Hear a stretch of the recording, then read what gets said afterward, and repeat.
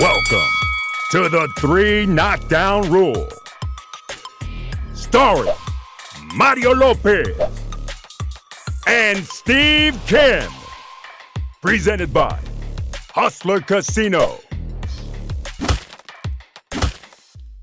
Hey guys, don't forget to like and subscribe to our show on YouTube. It's fun. It's funny. I break this guy's balls. His wig looks crazy every week, but it's still worth doing it. Check out these badass shirts we got right now.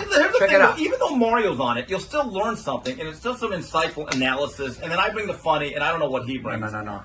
What are you talking about? I'm the star of the show here. You bring the grumpy. Oh, but the grumpy. Anyway, like and subscribe. Yes, 3 please. Knockdown Rule. We appreciate you. Ladies and gentlemen, the 3 Knockdown Rule is in effect, brought to you by Hustler Casino. I'm Steve Kim, and I'm joined by Mario and Chill Lopez. We'll be seeing you on Netflix this weekend. That moniker. You're on point today. That's what I do. Right. Peep the shirt, ready to go. It's right on point with what's going down.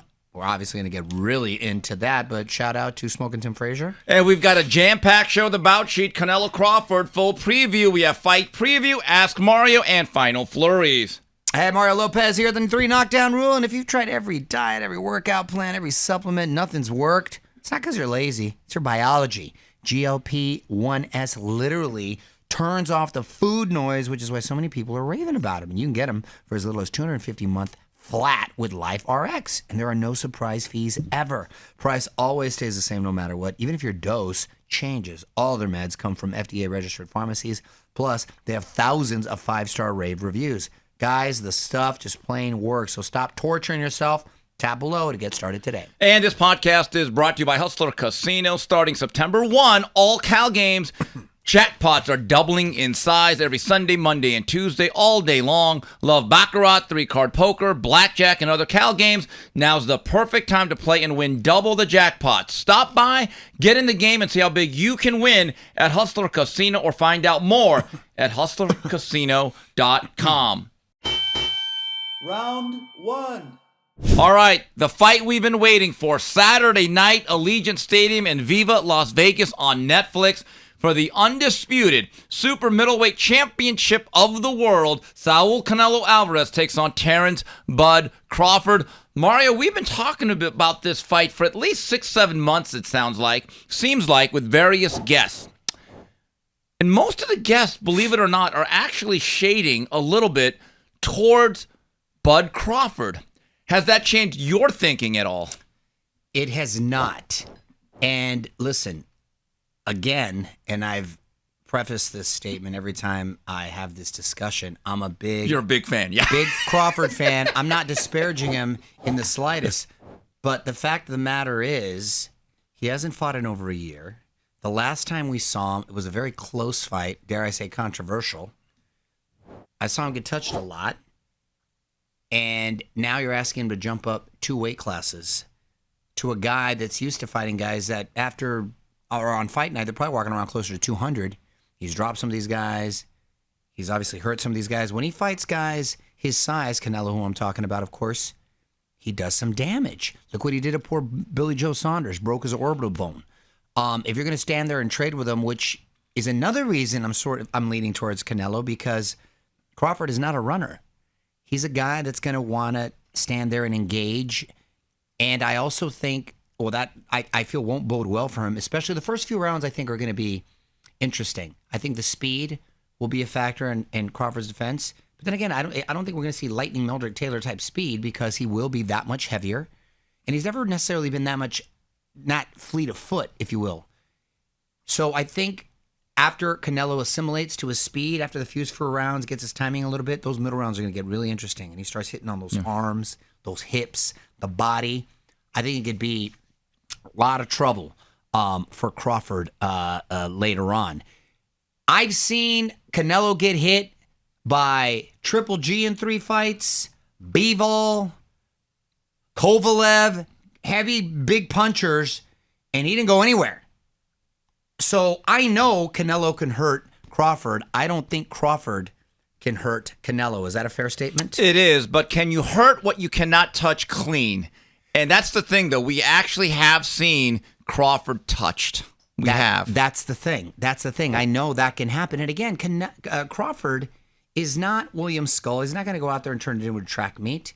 And he's not even, Mayweather was very quick and fleet of foot, and that was a very young Mayweather. Or pardon me, there was a very young Canelo that Mayweather fought too. And he's older, he's more experienced, obviously. He's a little more stout and just thick. And Crawford is the older guy in there. He might not have 38. as much. 38. Pushing 39. I know Canelo's got a lot of tread on those tires, but still. And if people talk about him being heavy-footed, I think he plants his feet a lot because he winds up on those punches to hurt these big guys. When he fights guys his size, he lets those hands go and those combinations come quicker. So I still really like Canelo in this fight.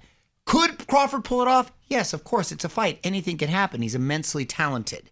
He finds ways to win. But I think at the end of the day, the size will play a factor here. Looking at the recent track record of both fighters, the last few fights of Saul Canelo Alvarez going back to 2023, Jermel Charlo, Jaime Munguia, Edgar Berlanga, William Skull, and then also, of course, William Skull. The last knockout he had was 7 fights ago against Caleb Plant way back in 2021. I believe that he's gone backwards physically a little bit and athletically. I don't think he's quite as quick off the trigger. While we look at Crawford, Madrimov, you're right, that was a very difficult fight, but Madrimov brought a lot of frenetic feinting, in and out movement. I think he has better legs and feet. Errol Spence, that fight was at 147. David Avanesian, Sean Porter, I almost throw those out the window. Here's the issue. I believe that Terence Crawford, like an Amir Khan, can have success in the first 3 to 4 rounds. The problem is, you're only a quarter of the way through. Can he sustain that for 36 minutes? We know he has to pitch a no-hitter, if not a perfect game. But I will say this, Terence Crawford, even though he gets touched, even though I would say he's been vulnerable in spots, very high boxing IQ, and this I think is very important. And now you think it could work against him. Unlike these other guys, in the immortal words of Herman Edwards, he's going to play to win the game. And that, I think, will is the downfall. A detriment. Ooh. Yes, because if he chooses to engage, the bullets coming back are much bigger, coming with much more force. Don't you agree? Is that not a fair assessment? Yes, but what if he's just stuck on that second gear now where he's only a guy that could load up on punches? And if Crawford can kind of see that coming, he'll find a way to, remember, he's going to be southpaw. He's really a southpaw nowadays. He's not really a switch hitter. No, you're right. But at the same time, I think Canelo loads up on a lot of those punches. He's fighting much bigger dudes. These are much bigger dudes in there, and he's got to try to hurt these dudes. I think dudes that are around his size, and he'll be the smaller man, even though they'll be the same weight, I think he's going to let those combinations go, and he could be clever with those combinations. And his hands are faster than a lot of people give him credit for. The words of Doug Fisher when he sat here in this seat still resonate with me because he was out there in Saudi Arabia in early May, and he said, Steve, when I looked at him, boy, I said, ooh, he's gone backwards. I see it. It's almost like, and it's, again, not a perfect analogy, but when Ray Leonard was there with Michael J. Fox watching John the Beast Mugabe have early success against Hagler, he said in round 4, I could beat that guy. I'm not going to lie to you. There's a part of me when I was out there in Vegas at that sports bar, I said, oh, I can see it. I can see that. If it was a young Terence Crawford, a Crawford of maybe 6-7 years ago, then I'd probably be a little bit more prone the way Manny Pacquiao was a young Manny Pacquiao going up against older De La Hoya, right? But we're talking about a guy that's just as old, is older, not even just as old as older. So there's a difference. So that frenetic, twitchy movement, I don't know if it'll be there. Not only at this stage of his life, but at this weight too. I really think that might. Well, Mario, keep this in mind. It's a 68 limit. Correct. Doesn't mean he has to be right around there. I talked to Buddy McGirt about 2 weeks ago. He believes that if he was in charge, he'd tell Terence, no more than 61 or 62. Yeah, which, again, he still has never fought at. Yeah. You know, he looks strong, and I'm sure he will be, but we'll see in the middle rounds to late rounds how that weight will affect him. Also, Terence Crawford, once a year, performer the last 4 to 5 years. He's been able to get away with it because he's a consummate professional. But unlike those other fights, he's facing what I would truly consider an elite fighter, and he's moving up in weight. The weight factor to me is big. Terence Crawford has that great natural country strength. He's wrestled. So the question then becomes, does he sacrifice speed and size for power? I'm not sure how that really... That's, to me, is the fascinating part about this whole fight. Is this Is it safe to say this is the best opponent that Crawford has faced, correct? Yes. Okay. Yes. I don't know if that's safe to say about Canelo. Though. Ooh. Well, dude, he's faced Mayweather. Yes. He's faced Bivol. Golovkin. You know what I mean? So it's not like he's going to give him a look that he's not necessarily familiar with. The other thing is I saw this with Golovkin in 2017 in their first fight. The first time, and you could be a big-name fighter that's fought in front of a lot of big crowds, but when you face Canelo, it's like a football player that's a 10-year veteran that's played in a lot of big games. Yeah. They'll tell you in that Super Bowl, for the first 2, 3, 4 drives, they're kind of in awe. And these guys have been playing ball their whole lives. Sure. They're like, until we get knocked on our ass, it doesn't feel like a normal game. I wonder how he's going to handle the big stage. Also, let's take a look at some of the people involved in the fight. Referee Thomas Taylor, world class, one of the best. I think they're going to be okay there. The judges, Max DeLuca, Steve Weisfeld. This is the one that people are kind of going, Tim Cheatham. Guys, I'm just going to say this. I'm not going to draw any conclusions. You will be judged on your work. The world will be watching. Be on your best behavior and performance. Well, back that up as far as Tim Cheatham. Which fights were you questioning? A lot. And there's one recently, everyone called him, Tim Cheatham again. I'm not drawing any accusations. Well, I'm just saying. Well, all I know is this. When you went on Twitter and they released the 3 judges, he was the one guy in the comments. People said, uh-oh. So, Tim, do us proud. Do a good job. No controversy. Like Cosell, call it as you see him. It's not a jury where one just sees it different and then it throws the whole thing out and changes the game. There's only 3 judges. That one judge is kind of important. It is kind of important, but if the other 2, if it's so obvious, the other 2, I guess in a close one, then yeah, we could see. How do you see it playing out? Just for kicks and giggles, I think Crawford's going to find a way to win it. I keep having the suspicion, and maybe I'm listening too much to Robert Garcia. By the way, read Canine's Corner. Does Robert Garcia feel that way? Yes, he does. He's breaking code, yes. Is it because he sees more slippage in Canelo? That's a part of it, yes. Okay. If you read that story, he'll talk about it. And also, Robert has actually known about Crawford going back to the amateurs. He saw greatness in him way back when. And once in a while, it's about catching a guy at the right time in the trajectory of career. I'm just telling you, I get it. Against William Skull, terrible style. The guy was thinking it out, and he probably wasn't that motivated. But I really think Crawford is one of those guys. He understands he's going to get hit harder than he's ever been hit before. He's going to have to be on his P's and Q's. But again, I think a lot of these guys have made what Teddy Atlas would call the silent agreement. That the victory was signing the name on the contract. Oh, gee, thanks, Canelo. You just made me a multimillionaire. And the fight becomes this mere formality before I can cash the check to the bank. It ain't like that with Bud Crawford. No, look, that's one of the things I love about Bud Crawford. And he knows how to take it to another level. And like you said, he always finds ways to win. He's got that killer instinct. He's nasty. He's a mean fighter, which I love. Again, for me, I just think when I put down all the pros and cons, I'm still leaning towards towards Canelo. Not saying discrediting Crawford and that it's not impossible. I think it's going to still be a very close fight, but I still think Canelo edges it out. Yeah, I mean, look, because of the variable of size, Mo or the check marks go with Sal Alvarez. That is the reality. The size, the activity, the power, the chin, level of opposition, all that, I think, goes towards Canelo. Here's a couple things I want to mention. Looking at Alvarez and Crawford's combined record, 63-2-2 and then 41-0. I'm an Asian, so I'm good at math. I think that's about 108 combined fights. Mario, we may never have a fight at this level again where the combined fights are over 100. These are seasoned pros and 2 future Hall of Famers. Final thing. You know how Turki Al-Sheikh, who is financing this event, does not like Tom and Jerry fights. He might like the cartoon. He don't like those type of fights. How important is it, given the fact this is not on pay-per-view? This is on Netflix. You'll be on that broadcast. There's going to be a big worldwide audience, probably the largest one we've had in a very long time. Is there pressure, win, lose, or draw for both guys, not to be involved in a Tom and Jerry fight? Yes, but on paper, this looks like it'll be anything but. These are 2 guys that both love to fight, that will try to actually win the fight. And I think they're proud individuals too, so they're not going to allow themselves to, I feel, be in a really? stinker. I Because think the way Crawford wins, don't you think it's sometimes picking his spots, and if you have success, make sure you don't have too much success in one sitting.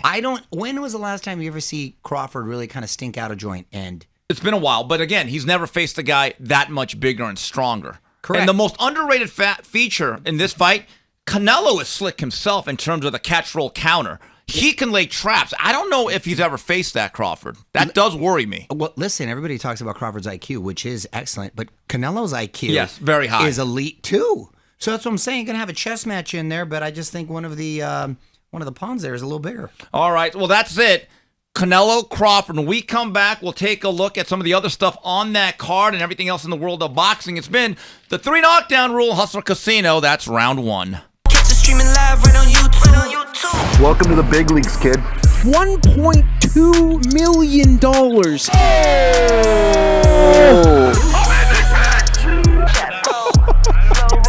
And I'm losing in this fucking game. What the fuck? There's a 400K flip. If I win by way, you get 10 grand. Fucking For my fans. What? Wow. All in a call. I'm not fucking leaving. Raise it up. Review preview. All right, there's also an undercard from Allegiant Stadium, and you'll be right there watching it, Mario. Very interesting. Ledger of fight, super middleweights. Christian Mbili takes on Lester Martinez in a super middleweight clash, and then Sergey Bohachuk tries to gain revenge over Brandon Adams. And then in a very interesting crossroads battle of young prospects, Callum Walsh takes on Fernando Vargas Jr. And then heavyweight tilt, Ivan Daichko takes on Jermaine Franklin. Mario, I love Mbili. As the old-timers say, not only does he fight like he's double-parked, he also fights like he's double-parked while robbing a bank.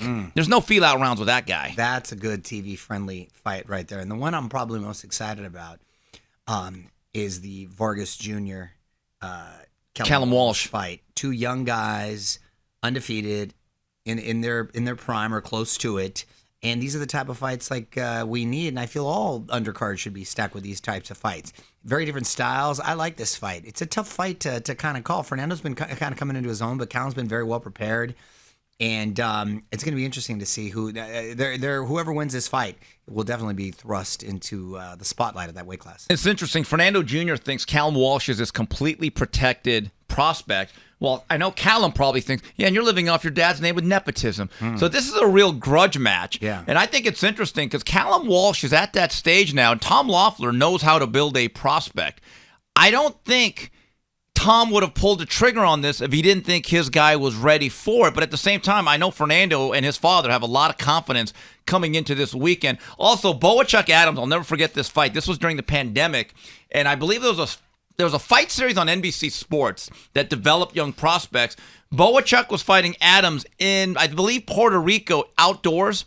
He was surging ahead, winning every round, and then his foot slipped because it was wet, the condensation. So he looks down at his foot, and Adams, bang! Never saw it coming. Ooh. And so that was a tough way to lose your first professional fight. That's like bad that. luck. That's bad luck. That is very bad luck. Bad and guys, never look down. Always keep your eyes on the opponent with your hands up. Yeah. And Christian Mbili, look, I will just say this. He's a guy that's very high in the ratings at 168.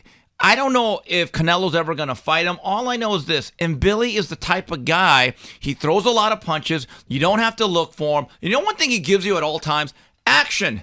So I am glad he's on this card, and I hope he can catapult into some sort of title shot regardless of what happens a few hours later. Then Monday, all we can say is Bonsai from the IG Arena in Japan, Nagoya. We'll talk more about the television platform later. For the undisputed 122-pound championship of the world, the monster Inoue takes on MJ Akhmadaliev. Mario, it's always a good way to start off the week with the monster. The monster loves to fight on an off day, right? A Thursday, It's a Monday, Friday, it's Japanese a Monday. tradition, though. I mean, No, hey, God bless him, and he's a superstar, so he can do what he wants. Yeah, what a weekend! That's going to be a fun weekend right there. So I'm looking now, forward to checking in a that out. way, in the last year or so, what has given him problems? Southpaws with the backhand. Yeah, Neri, Akhmadal and Cardenas. you're right. What is Akhmadaliev? A left-hander Yep. with 2 strong hands. So he should be prepared. If he's not prepared to keep that thing right there, like it's called the cell phone, and also understand work your way into the fight. Look, Akhmadaliev, hard-nosed, rugged, solid technician. The difference is the speed. And the one thing about Inoue, he is a lot like Trinidad or Joe Louis. If you knock him down, the worst thing that can happen is that they get up because they surge ahead. Because let's be honest, after those knockdowns from Neri and Cardenas, he dominated the rest of those fights. I think there's early danger. I think Inoue dips his toe into the water and then eventually climbs his way back in. He does have that Trinidad-esque sort of. There's no doubt about it. News and notes. Okay, news and notes. Mario. Woo, what an announcement. I'm excited. You know what? I am like, you know what?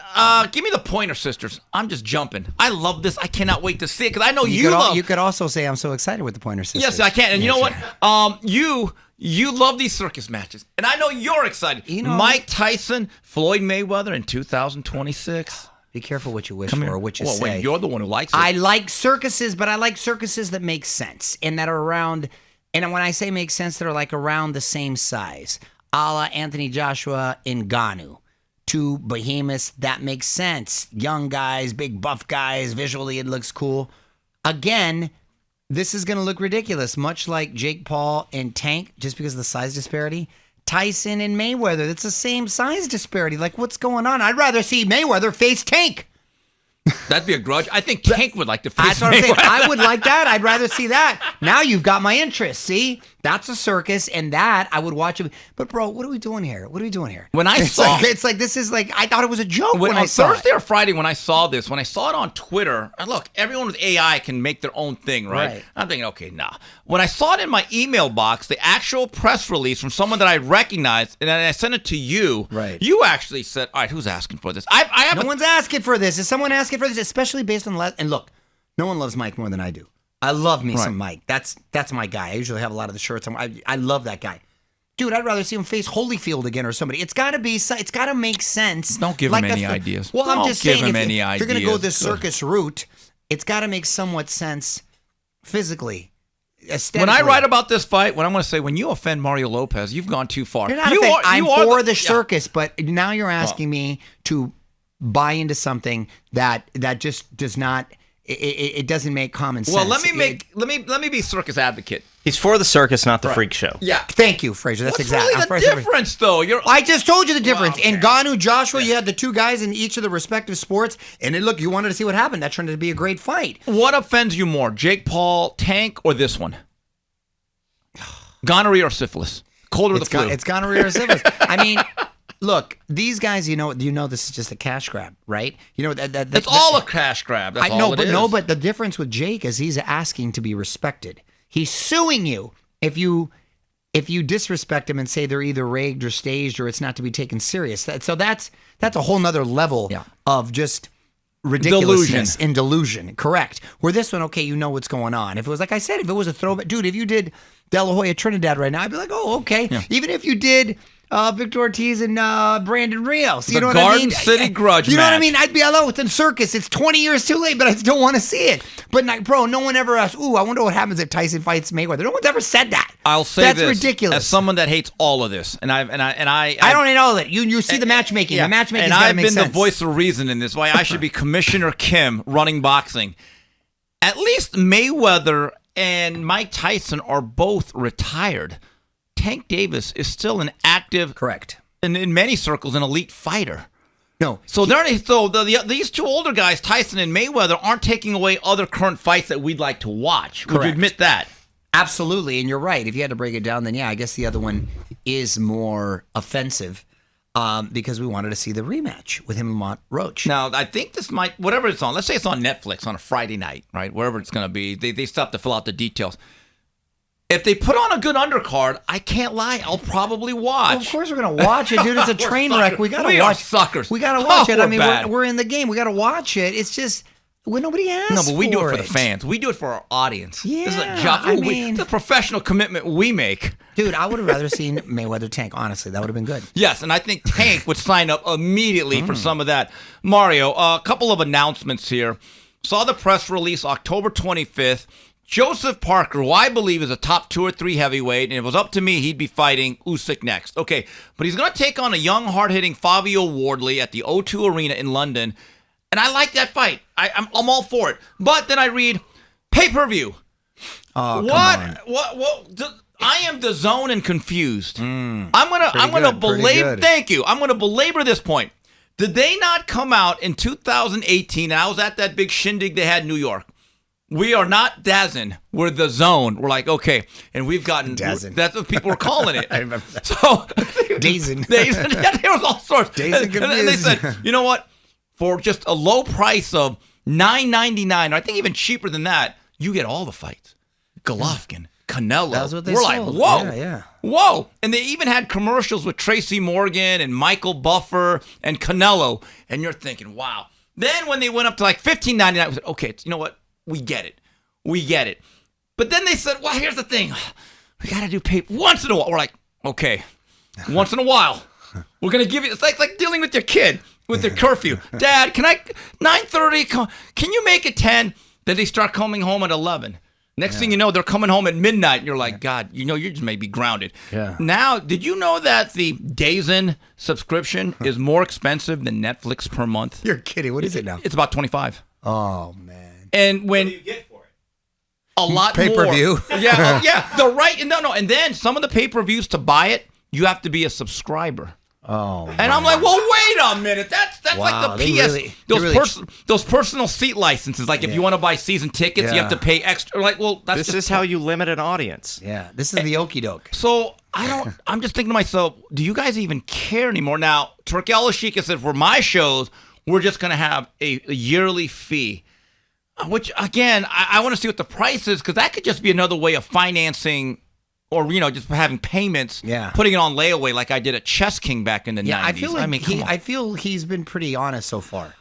right. And up. He never promised to kill pay-per-view No, back exactly. 7-8 years that's why ago. He's not. I feel he's been pretty much on the up and up. But anyway, Moses Itama in December, he's going to come back. And I'm assuming probably pay-per-view, because you know why? No. Yeah, well, I don't know. He can't. Come on. What do you mean they can't? Yeah, his last Too fight. soon. Oh, his last fight against Dillian White was on pay-per-view. So you're telling me, they can't? They've already done it. Unless it's against Usyk, then okay. Who would be the opponent? Lennox Lewis, probably. I don't know. They'll probably find some other dead body. I don't know. Joe Bugner just died. Oh, no. My Rest in peace. Rest in peace. All right, but anyway. I'm not happy with the Zone, and I say this as someone who's been a subscriber since day one. I know, likewise. So I have a right to give a personal Yelp ruling.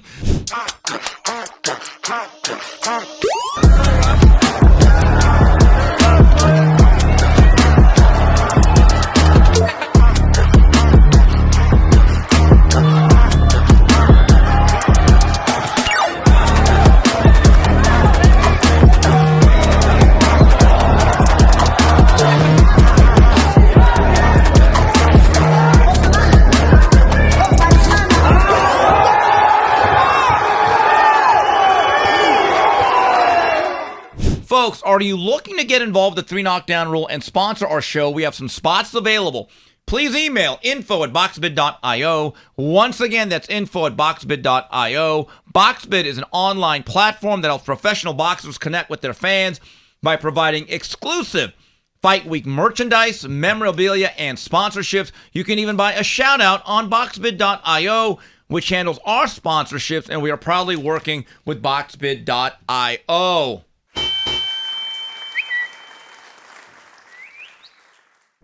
Moving on. Ask Mario from Brian Battaglia.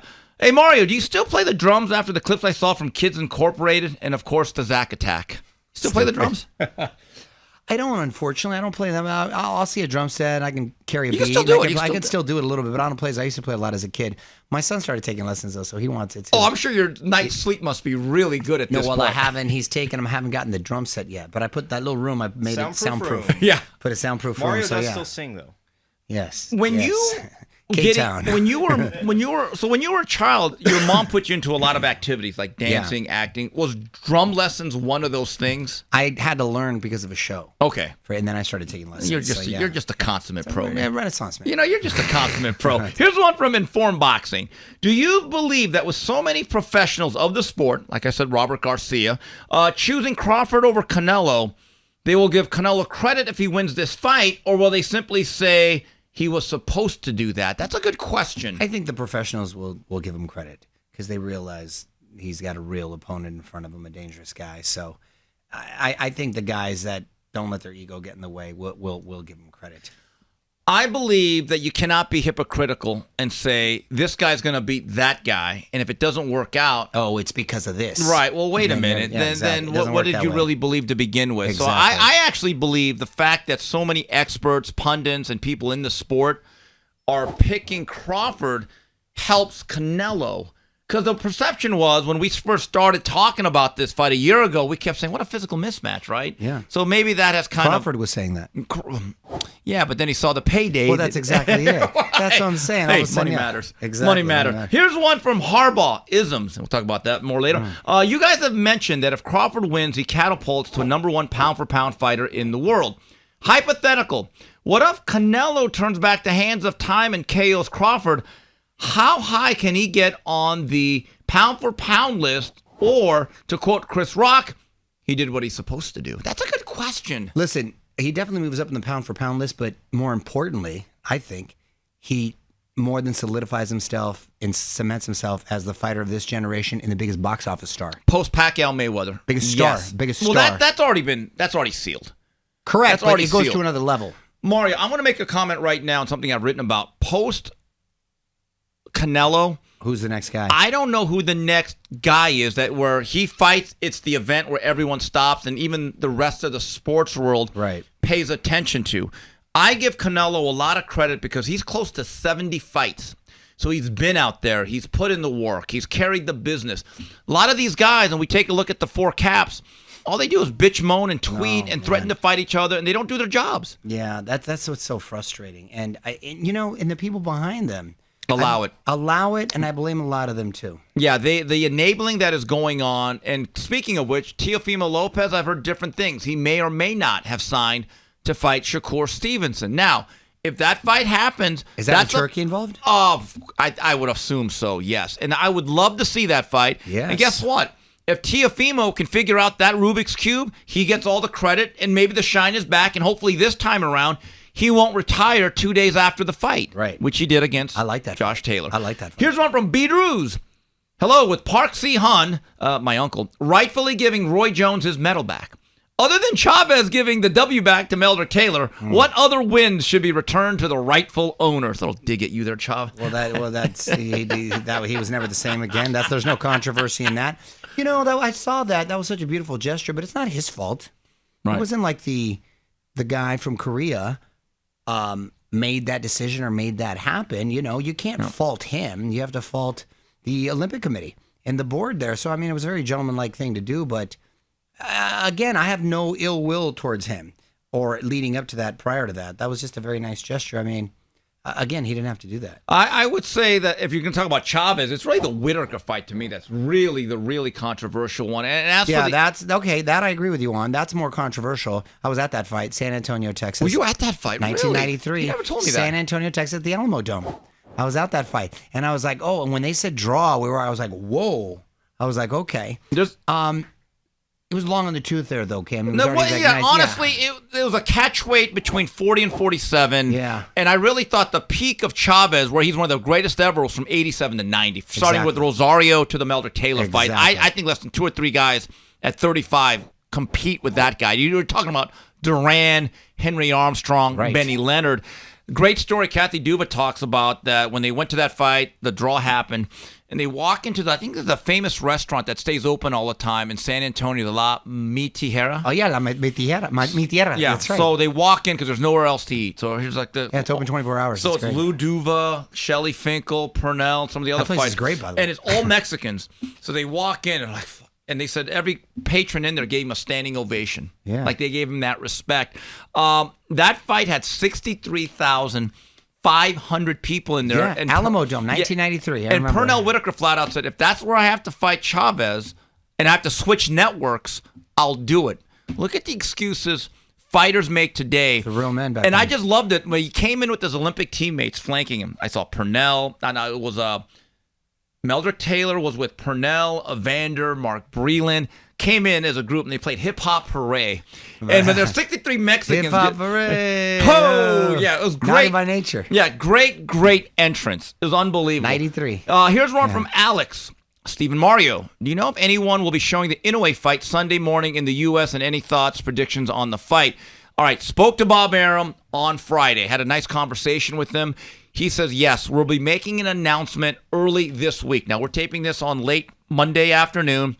I hope and pray that Bob is just telling me the truth and that we have an announcement by Tuesday or Wednesday, because quite frankly, Mario, I don't want to have to resort to watching a YouTube stream from some guy's camera phone in Nagoya, Japan. Yeah. But according to Bob, they will be announcing a deal with the platform that we all know of. Also, they believe that they will be having a new television package or two announced in due time. And we'll bring Bob.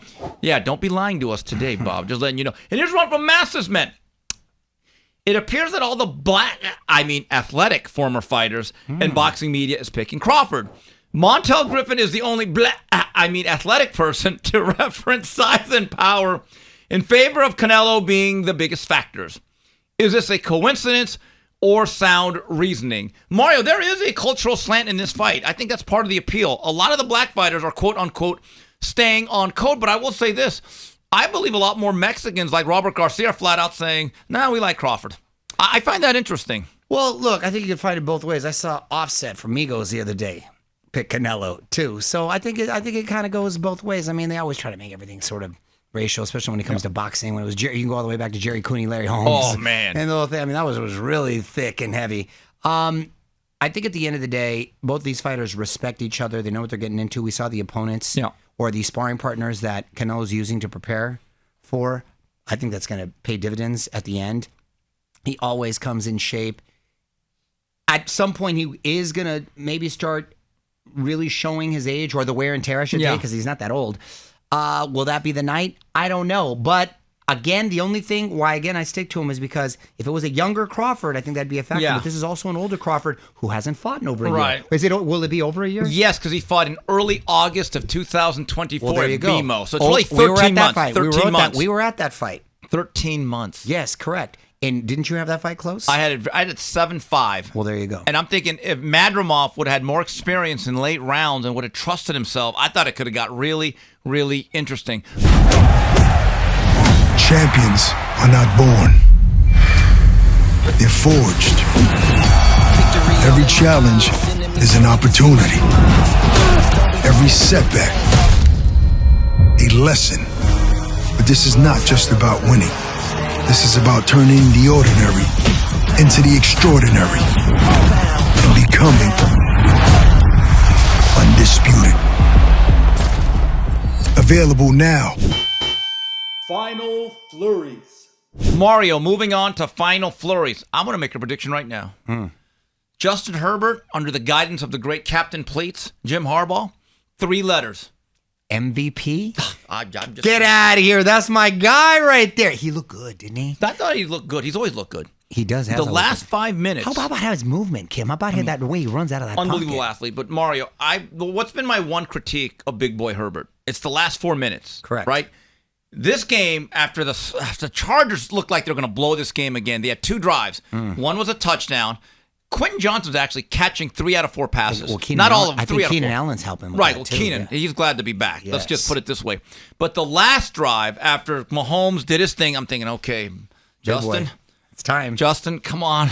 Because I think the whole nation hates Kansas City. I'll be honest with you. But when Kansas City loses, America wins. We win. Yeah, we all win. Yes. And when he made some plays, I had a tear in my eye like Iron Eyes Cody. Remember, only you can. It's like right? I was like, oh, God, Right? this is good. You want to go to a game this year? We should go to a game. Let me know which one. All right, we'll let go me to a game. know. But Let me know. But one thing about Harbaugh, all he does is win. Mario, did you turn off the Bills-Ravens game? Dude, can I tell you something? I'm so mad at myself. I saw most of that game. Oh, no. Towards the Did you end, really? I don't know. My wife called me. I had to do something, and I missed the comeback. They were up 15 points. 40 and to I 20. I couldn't believe it. By percentage. I was so mad. I'm not going to lie to you and say I saw it, but I can't believe it. But it wasn't by choice. It wasn't by choice because that was a hell of a game. Am I weird in this take? And again, I didn't see the rest of the game. But I saw, 75% of it. Am I crazy in saying I still think Baltimore looks like the more all-around solid team and a dangerous team to be that can be have a deep run later on? I'm not weird. Completely. Right, okay, good. It's almost, so was it sort of luck factors? Yes, because the first touchdown was deflected twice on a fourth down. And I'm like, okay. Dude, when DeAndre Hopkins made that catch, what a catch. I thought the game was over. And then when the 22-wheeler, the Bama Slam of Derrick Henry. Oh, dude, he's a truck. He's got to be an all-time great. I know people don't want to put newer players. For a guy that size at that age to do what he does, to run away from people. So ESPN has like a thing like, what are the chances of winning at that time? So with 5 minutes to go, the Buffalo Bills' chances of winning were 0.9%. No way. I was only watching because I was typing something out, our format for the show. Yeah. So I'm using it as background noise. I'm really, like, honestly, I would have switched to channel 2 if I didn't have, like, something in front of me. I didn't switch. I had got called, but I will say this. To give you credit, we watched the Super Bowl in my house when New England played Atlanta that one day. Yeah. Remember, I gave up. I went to 28-3, and I went to go smoke a cigar outside. Yeah. Remember, I went to go smoke a cigar. I said, "Goes Mario, this is getting interesting." Yeah, I go, come on, there's no way. And then it was like a touchdown away. I go, what? And so then I came back in. Remember that? Baltimore. Remember you saw that in my house? I remember at 28-16, I said, Mario, I'm just letting you know, I don't trust this mode. You could just feel it. People say there's no such thing. Was that just a series of errors to Atlanta? I can't even remember. Well, the big play was the fumble. Oh, because that gave him field position. Ooh. And, I hate when the analytics nerds say standard Falcons. Yes. I don't like when people say there's no such thing as momentum in sports. If it's played by robots, you're right. This is played by human beings. And emotion will dictate effort and also execution. That is like when people say, well, this guy always hits well against left-handers. Right. What about in the 7th game of the World Series with 2 strikes on him, with the game on the line in the 9th inning? You can't be all Freddie Freeman. Yeah. Are you really sure that, hey, it's like your Roy Hobbs, it doesn't work? That's why the fight game's interesting. When Marvin Hagler fought Roberto Duran, I've read several books on this. They say he was actually in awe of Duran. For the first time he got to a big fight, 80% of the audience, a lot of the Panamanians and Mexicans, all throughout the hotel were Duran people. And it didn't intimidate him, but it got to him. And if you watch that fight for 10 rounds, he's very cautious. If that was a 12-round fight, he loses. Duran wins that, doesn't he? Yes, he does. Wow. See, and that's what I mean. It's like, so when people say there's no such thing as emotion, there is when there's humans involved. Not to deviate too much off that. If Duran wins that fight, how can you not call him the all-time? If he beat Hagler, and Hearns, or pardon, not Hearns, Hagler and Leonard, and essentially their primes, and then all the weight classes that he jumped. Iran Barkley, greatest lightweight ever. Yeah. Think about this. He would have been the one guy that decisively or would have beat the best version of Hagler, right? That was in 83. That's what I'm saying, yeah. He gave the great Ray Leonard, who I know people like Freddie Roach that I trust, Stephen Breadman Edwards, guy that I really respect, they both think that he might be top 3, Ray Leonard.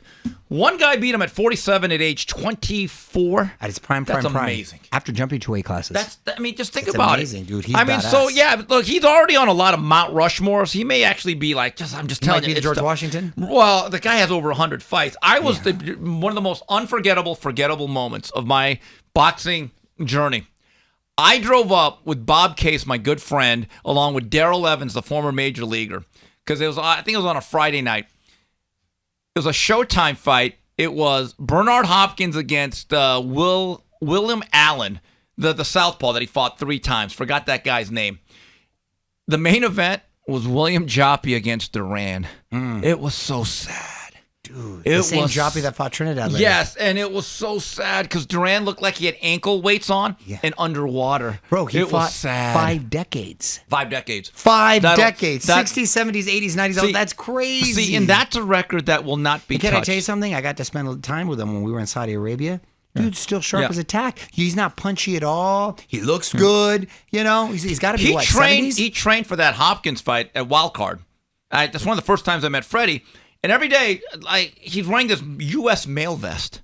That's like and I said to somebody, "What's with the mail vest?" He just thinks it's comfortable, and he says it keeps him warm.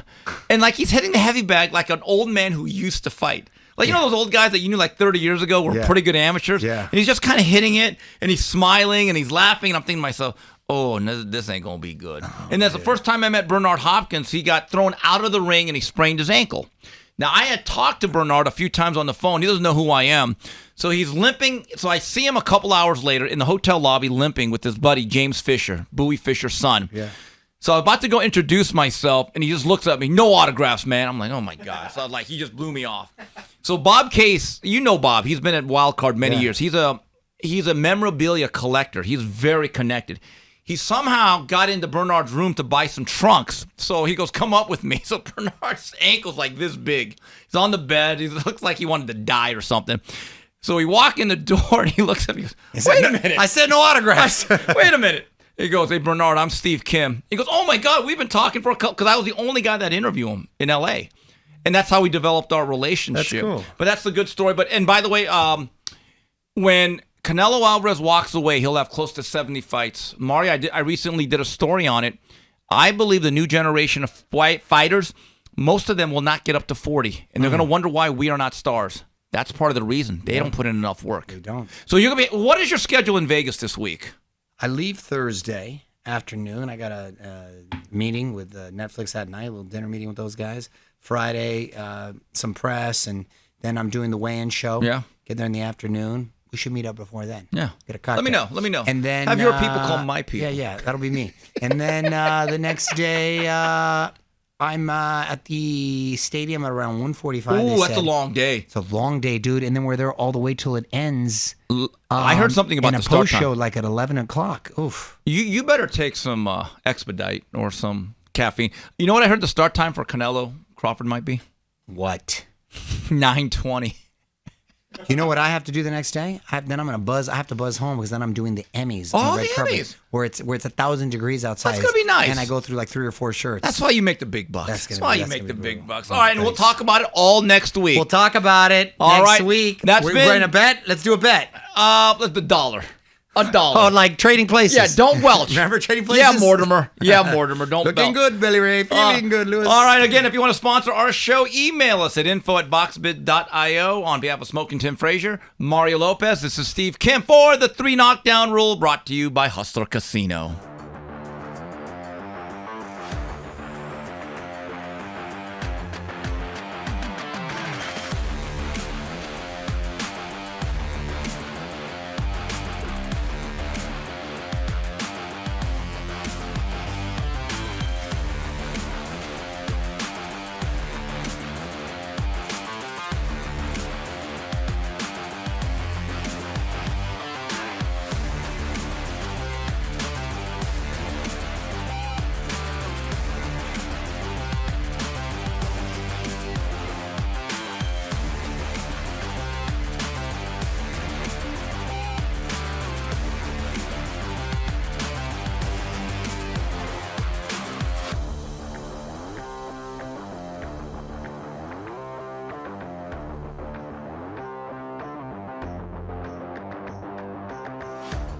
Hey guys, don't forget to like and subscribe to our show on YouTube. It's fun. It's funny. I break this guy's balls. His wig looks crazy every week, but it's still worth doing it. Check out these badass shirts we got right now. Here's the Check thing, it out. even though Mario's on it, you'll still learn something, and it's still some insightful analysis, and then I bring the funny, and I don't know what he brings. No.